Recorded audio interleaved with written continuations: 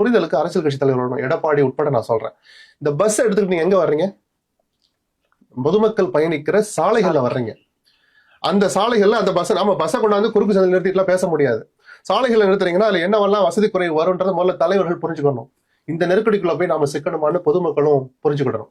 சாலையில நிறுத்திக்கிட்டு பிரச்சாரம் பண்ணுவீங்க, ஆம்புலன்ஸ் வந்து அவன் கைய கால உடைங்கிறீங்க. ஆம்புலன்ஸ் ஏன் வருதுங்க? நான் கேட்கிறேன், ஒரு ஆம்புலன்ஸ் ஒரு கூட்டத்துக்கு விடுறதுனால எடப்பாடியோட செல்வாக்கு திமுகவிலே ஒரு எந்த இயக்கத்தாலே அழிச்சிட முடியுமா? நேத்து 2 பொம்பளை பிள்ளைங்க பேசுற வீடியோ பார்த்தேன். எதுக்காக வர்றாங்கன்னே தெரியல. ஆம்புலன்ஸ் சும்மா வந்துட்டு போகுது. அந்த பொண்ணு பேசுற இடம் காலியா இருக்கு. அந்த இடத்திற்கு ரொம்ப தள்ளி ஒரு வீடியோ ஒரு பையன் எடுக்கிறான். அந்த பொண்ணு பேசுது.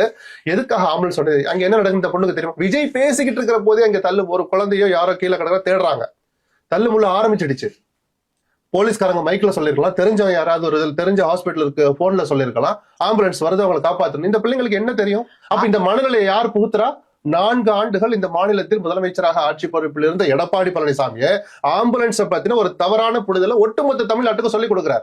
நம்ம பள்ளி படிக்கும் போது ஆம்புலன்ஸ் வந்தா வழி விடணுங்கிறது ஒரு பேசிக் இருக்கு சார். அப்ப நீங்க வர்றது நடு ரோட்ல இருந்து பிரச்சாரம் பண்ணிக்கிட்டு அந்த ரோட்ல ஆம்புலன்ஸ் வருதுங்கிறத எப்படி நீங்க குறை சொல்ல முடியும்? இப்படி ஒரு தவறான புரிதல். அதேதான் விஜய் எதுக்கு ஆம்புலன்ஸ் வருது, எதுக்காக நம்ம கட்சி கொடி கட்டியிருக்க கேட்கிறான். அவன் தன்னை பாதுகாத்துக்கிற கூட அந்த கட்சி கொடியை கட்டியிருப்பான், இல்லாட்டி அடிக்கிறான். நேற்றுக்கு ஆம்புலன்ஸ் டிரைவர்களை அடிச்சிருக்காங்க, தடுத்திருக்காங்க. எதுக்காக போறீங்க? அங்க நடக்கிறது அந்த பசங்களுக்கு தெரியுமா? அப்ப இந்த உணர்ச்சியை இந்த வெறியை தூண்டி விட்டது யார்? தார்மீக ரீதியாக எடப்பாடி தான் அதுக்கு முதல் பொறுப்பு எடுத்துக்கணும். எதுக்கும் முடிச்சு போடல. இதெல்லாம் அடிப்படை விஷயங்கள் சார். ஒரு நிபந்தனை போட்டு அந்த நிபந்தனை நேற்று கோர்ட்டுக்கு போறீங்க. தாவைக்காவுக்கு மட்டும் வளர்ச்சியை பிடிக்காமல் 32 நிபந்தனைகள் எல்லாருக்கும் போடணும். ஒன்னும் நடக்காத வரைக்கும் ஒன்னும் தெரியாது.